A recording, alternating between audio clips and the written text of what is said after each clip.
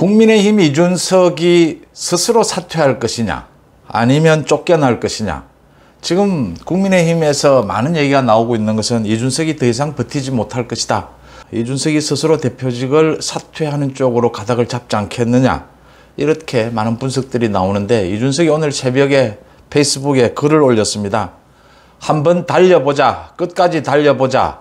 그들이 감당하지 못할 방향으로 비장하게 마지막까지 달려보겠다, 버텨보겠다라는 생각을 내비쳤습니다. 이준석이 앞으로 어떻게 될 것 같으냐? 이준석이 왜 사퇴의 길로 갈 수밖에 없느냐? 여러분들과 한번 따져보겠습니다.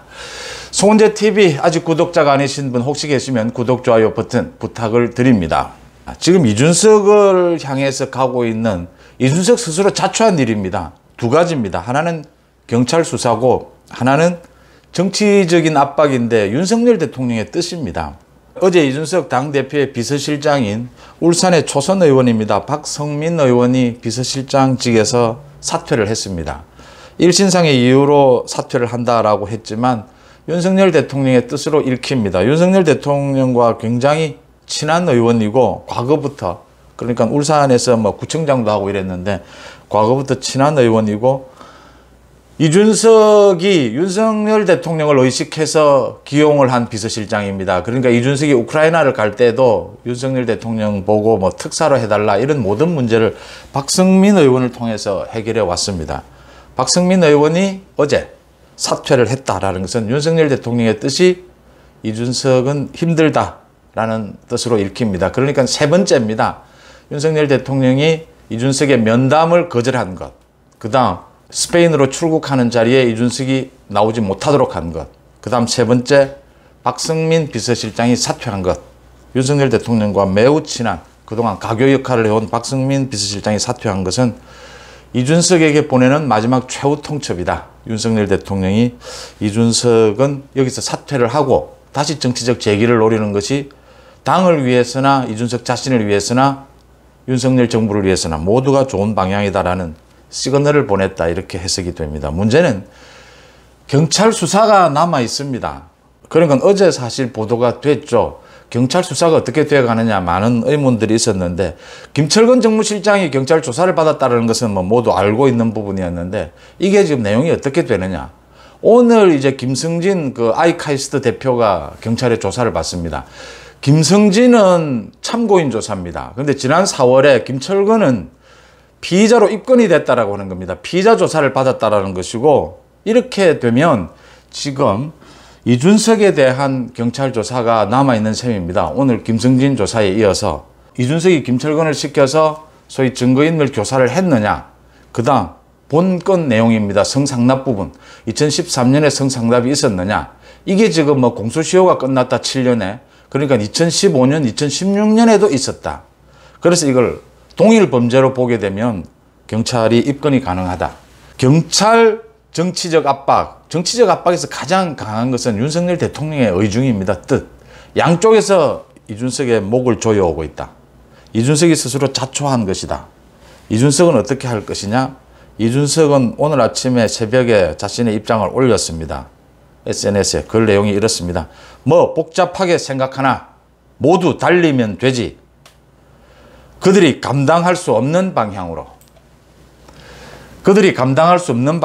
끝까지 달리겠다라는 자신의 생각을 내비친 것입니다.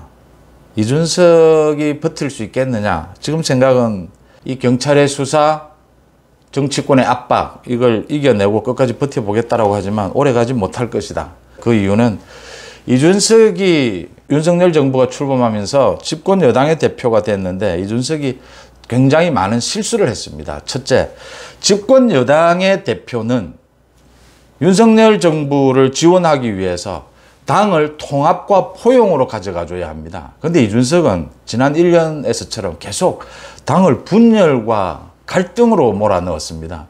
이건 용서를 할 수가 없는 부분이다. 그 다음, 이준석의 이 성상납과 증거인멸이 굉장히 구체적인데 이준석이 이 부분에 대해서 사과하기는커녕 당대표로서 이 부분에 대해서 징계하겠다는 윤리위를 공격하고 윤리위를 흔들었습니다.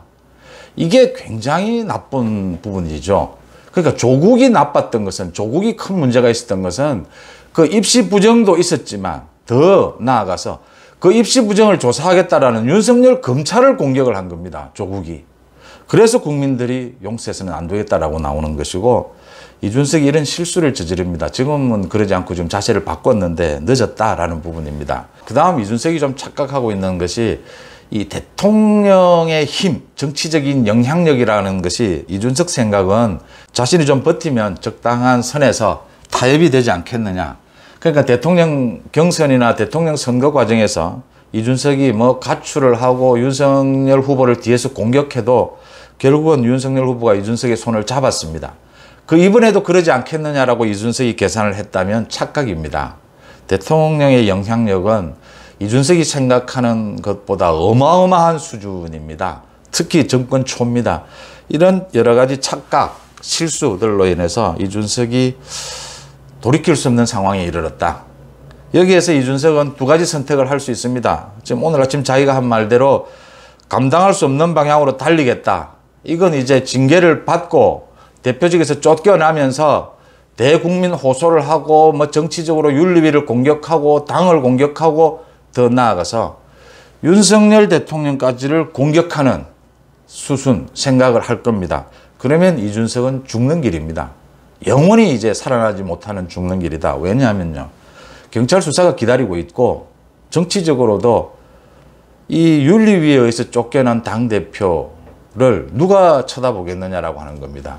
그 다음 급속하게 이준석의 뭐 청년에 대한 상징성, 그런 부분들을 덮을 국민의힘에서 여러 가지 방책들이 나오게 될 것이다 라는 부분입니다.